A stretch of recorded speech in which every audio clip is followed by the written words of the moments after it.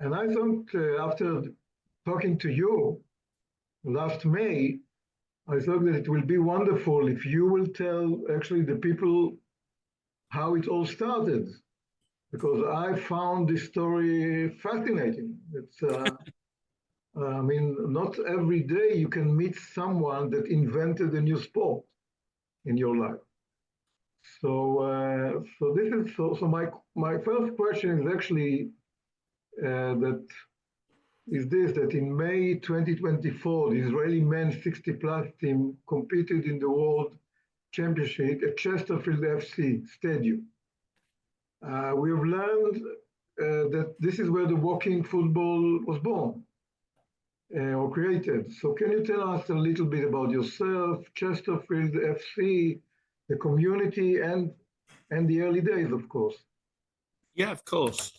My name's John Croot. I'm Chief Executive of Chesterfield Football Club and Chesterfield Football Club Community Trust, which is the charitable arm of the football club. It's a separate charity that was started by the football club to help in its community, really.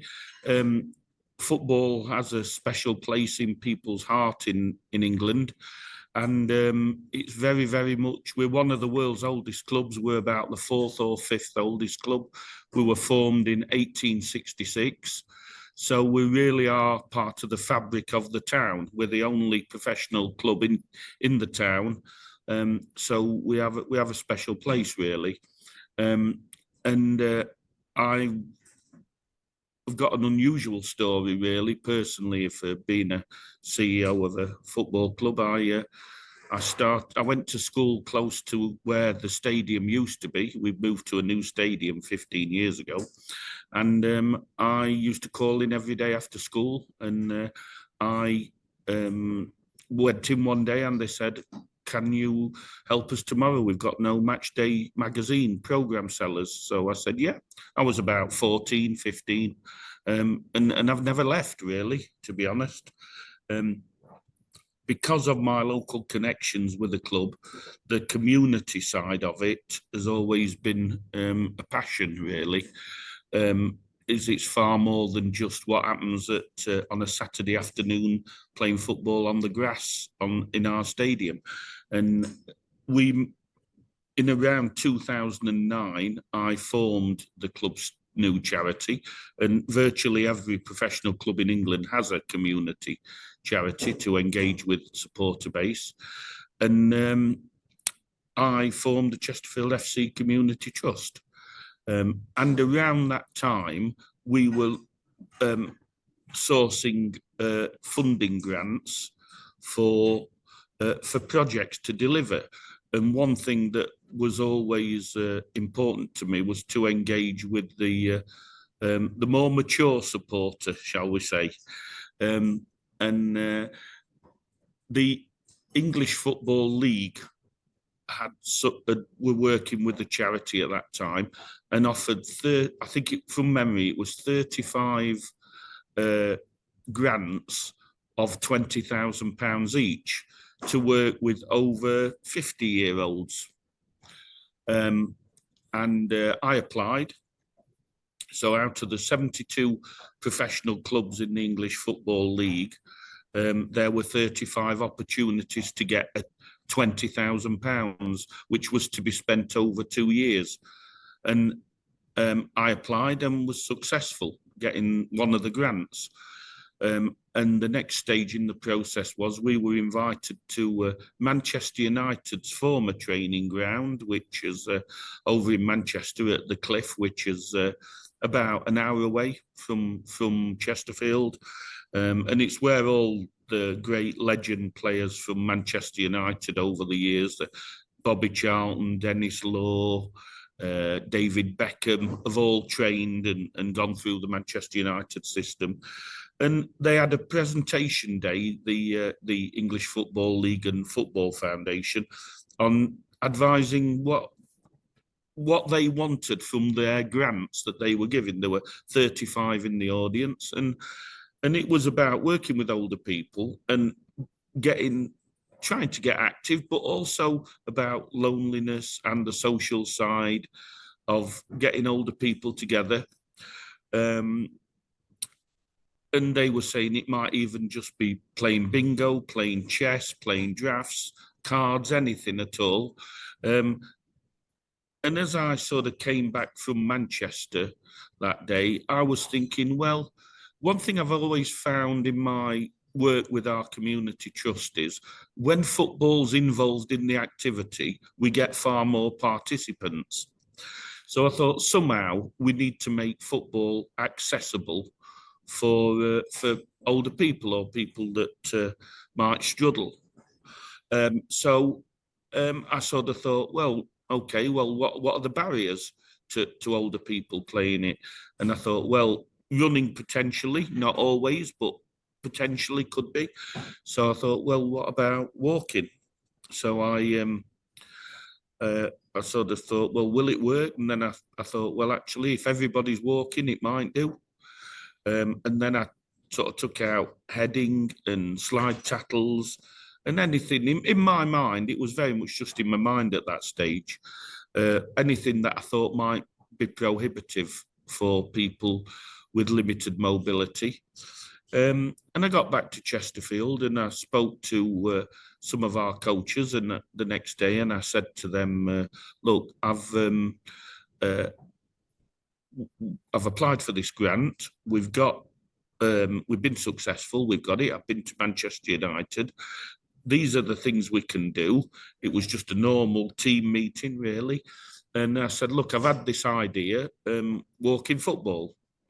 And they sort of had a bit of a laugh about it and sort of thought, are you serious? Yeah, yeah. And as I explained a little bit more about my thought process, it was like, okay, yeah. So the first thing we did was Googled it to see if it was anywhere, and it was nowhere. There was nothing on it anywhere at all. We put out some more contacts. We spoke to people in the football world in the UK. Nobody had ever even thought about it, heard of it. There was nothing. So we put the first sessions on. And at a local multi-sports centre in Chesterfield, Queen's Park. And we just put an advert through our football club's media. And that was key, really, I think, to get in those very early days, the fact that we'd got the football club supporting it. This was 2009. Around 2009, 2010, yeah. We advertised it on the football club website, in the Match Day magazine programme, on all clubs' media channels, social media sites. Look, you know, the community trust are putting these sessions on. Come down. If you've not played football for many years, that's fine. It's a non-contact game is what we were thinking at that time. So to come and give it a go. And the first session we got around, I think we only got 3 or 4 people on each side. We perhaps got 8 people altogether. So we just started playing to the rules that we'd developed. And we had a session the following week. I remember they were on a Thursday morning, I think. And then we got loads come down. And then the following weeks after that, loads more again and loads more again come down. And it was clear it was getting really, really, really popular. And then Sky Sports got to hear about it somehow. I don't know how.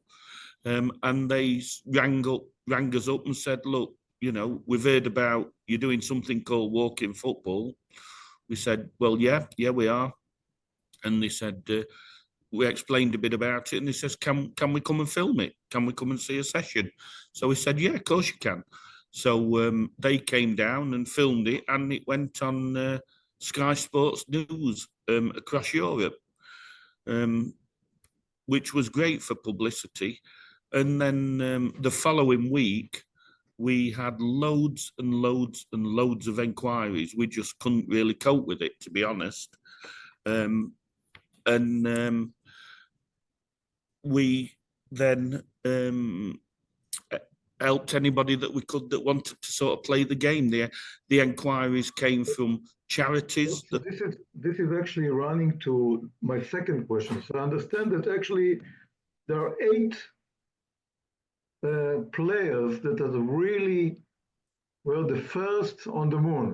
They are the first 8 players, and then it evolves. So my question is, how has this new sport evolved from local initiative to a whole country sport, and from this to so many countries? So I think the key was the Sky Sport article, but from there, where it goes.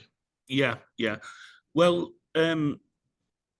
as you say, it was the Sky Sports. Part of the grant award that we got for the money was that we had to set up clubs for whatever we were doing, whether that was just a simple walking group to walk in the countryside, whatever it was.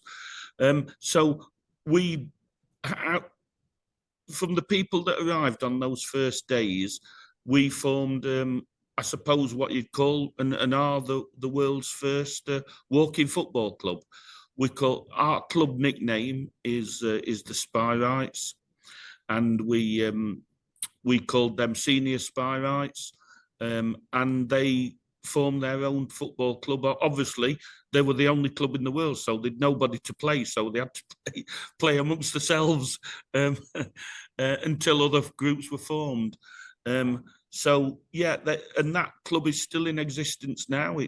They now play most weekdays across. They've got a number of venues now, and I think we get altogether there's probably 150 people involved playing walking football. But as you say, going back to what you say, the Sky Sports was a major factor. I think another major factor in it was that, and I'm not sure if you have them in Israel, but we have what sports centres that are run by the local authorities, the local councils. We call them leisure centres, and on pitches and artificial 3G pitches, they've never had a problem filling them at evening times when people have finished work or at weekends when people are at school. But in the day, they've always been very, very quiet, and they've never really had much use. And the managers of these venues saw an opportunity that actually retired people can use them in the day. And I think, so all the leisure centres, and there's networks across the UK and England, I think that played a major part in that actually it was an income stream for sports centres in the day when people who were younger were working and pursuing their careers. So if that's what happened, and then other teams were developed, and our team played them. And then I would say perhaps 3 or 4 years later, I was sat at home and watching television, and a Barclays Bank advertisement came on the television, and it was promoting some bank accounts for older people. I can't remember what it was now, but I didn't know anything about it, but they based it around the walking football team. So it showed walking football and these older guys playing and talking about the Barclays Bank thing. But, I sort of said to my wife, I says, oh, walking football. I invented that because I'd never really told her, because I'd never really got around to telling her. And then that then gave another, if you like, another spurt of interest. Once that advertisement went out, and it ran for a number of weeks across terrestrial television and all television channels in England, that sparked interest in walking football. And I think people Googled it then and saw that it had started in Chesterfield, because we then started getting more inquiries. And again, we sent the rules out, we spoke to people, and that's how it sort of, if you like, sprung into life again. About the rules, I guess that this is probably one of the most busiest questions till today. So what were the basic laws of the game those days, and how they evolved? Yeah, well, from me first having that idea, coming back from Manchester that day. Non-contact was what I wanted to do. And we did try various different ways of doing it. But the basic, if you like, the basic principles of no heading, no sliding, and no contact have stayed there, and obviously no running. And it was just how we managed that. We tried various different ways of doing it. I can remember we wondered whether to have an area of the pitch where people could go and stand if they were tired, because but in the end we decided we didn't need that. And we spoke to people who were playing it at that time, and they seemed really pleased with it. And the one thing they kept saying was that they never thought that they would play football again. I remember one of the first sessions, one of the guys saying to me, it doesn't matter if you're 8 years old or you're 80-year-old, if you score a goal, it still feels the same. Mm-hmm. So we've never really had any issues with using those principles.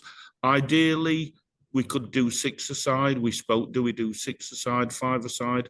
But we didn't really worry about that, because to us it was if you like, a health project as much as a football project.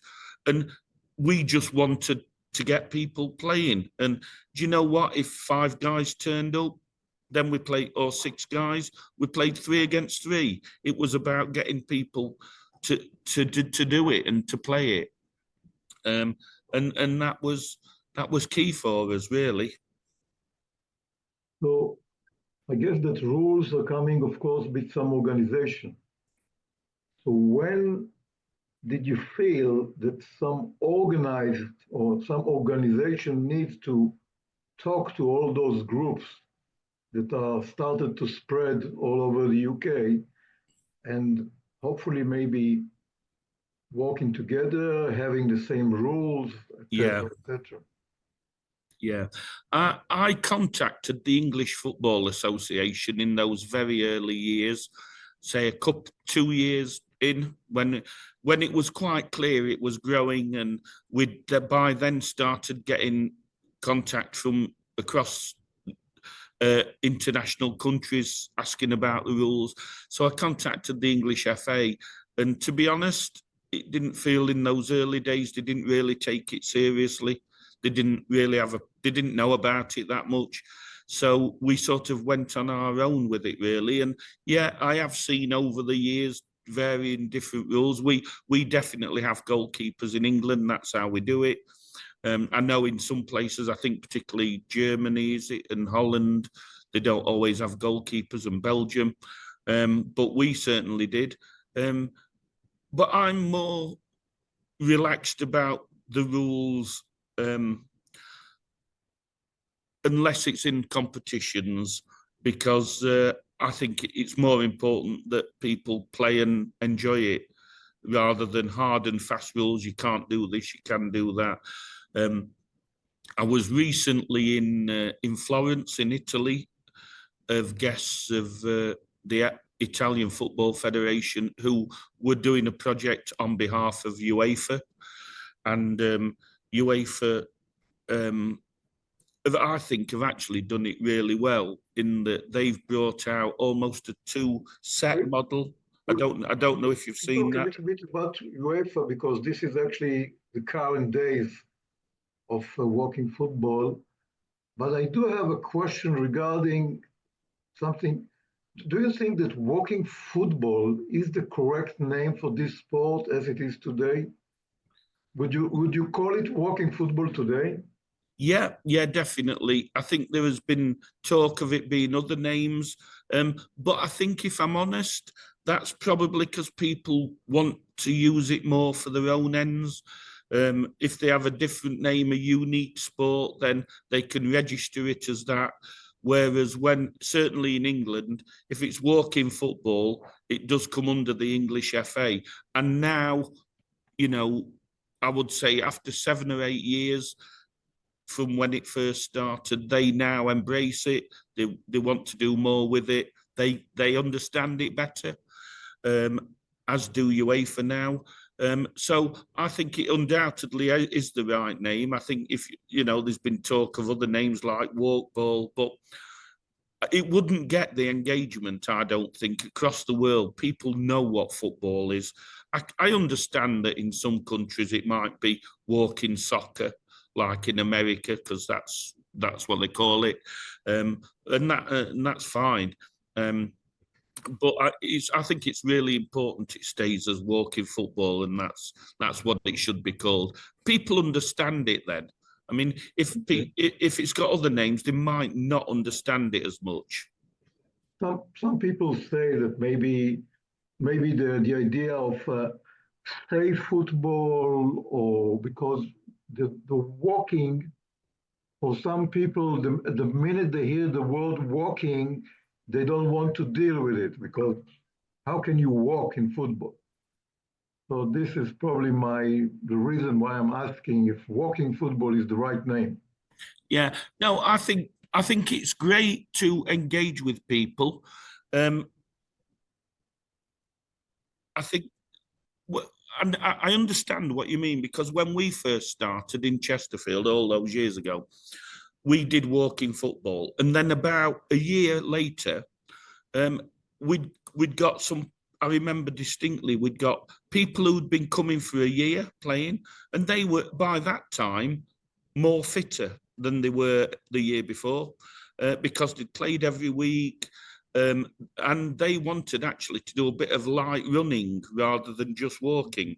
But then we'd got people who were coming for the first ever time, and they couldn't do light running, they wanted to walk. So we actually set up what we just a light running group, which we don't call walking football. But if people want to progress onto that, and I guess you'd say that's probably the normal association football. But I think walking football is distinct, and it helps people feel.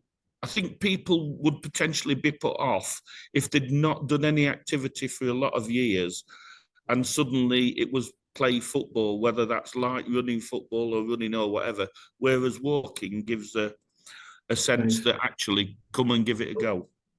So the way we're standing now in the current days, what are the challenges that you see in walking football, maybe in UK, maybe even worldwide? What are the challenges of today in walking football? I think the challenges are around getting a set of rules that suit people for more official games. I think if it's guys that just want to turn up on a grass field and play, and on a Sunday morning or a Monday or a Tuesday, absolutely fine. But I think the challenges are there are a lot of groups that have sprung up that are unofficial and are not part of any governing body or the national governing body, I think. And I've seen groups where they've not perhaps had things like defibrillators and things like that, that just making sure that if sessions are put on, that they are put on professionally and under the auspices of one of the national governing bodies that can ensure it's safe for everybody, and that somebody is there who knows about first aid, and that there are things like defibrillators there.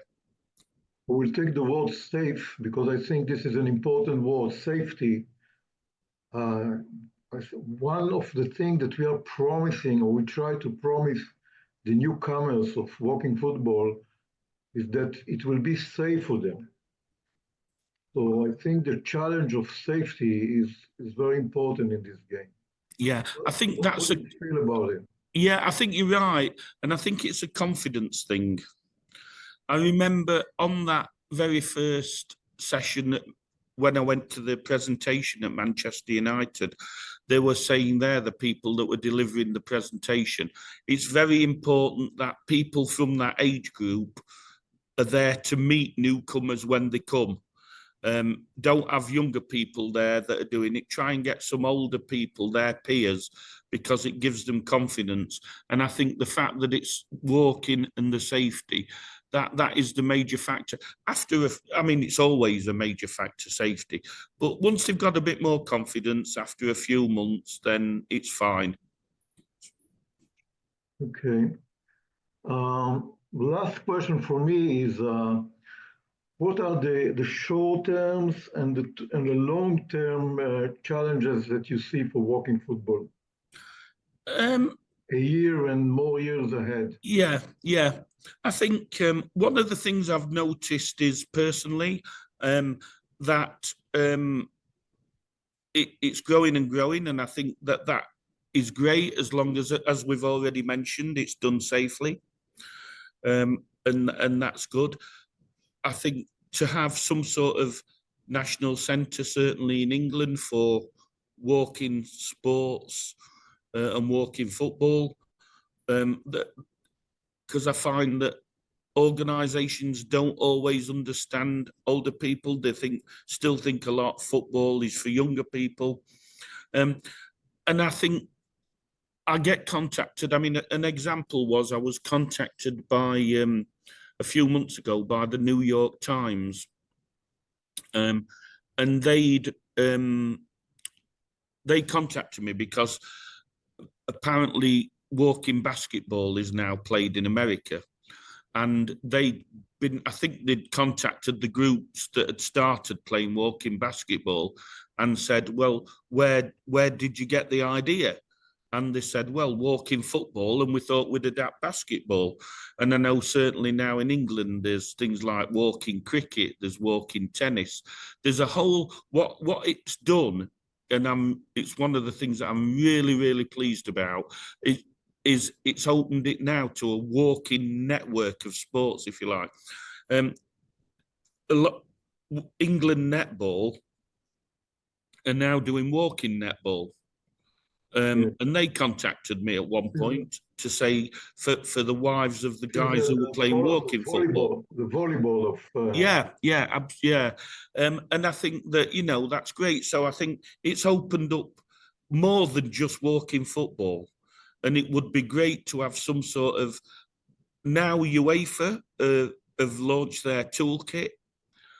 I think it would be great to have international competitions. There's been talk potentially of it going in the Olympics.